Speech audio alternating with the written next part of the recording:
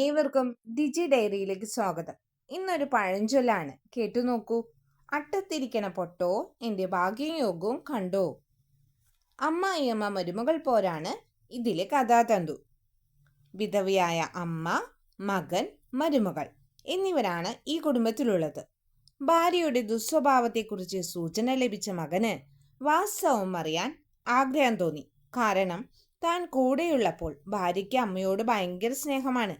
എന്തായാലും അയാൾ ദൂരയാത്ര പോവുകയാണെന്ന് വീട്ടുകാരെ ബോധിപ്പിച്ച് ആരുമറിയാതെ വീടിൻ്റെ തട്ടിൻ മുകളിൽ കയറി ഒളിച്ചിരുന്നു.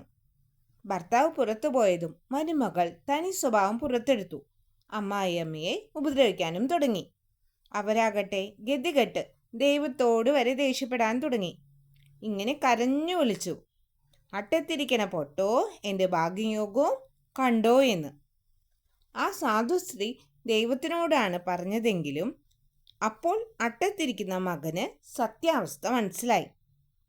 മകൻ പൊട്ടൻ അമ്മയെ സഹായിച്ചു എന്ന് നമുക്ക് വിശ്വസിക്കാം, അല്ലേ?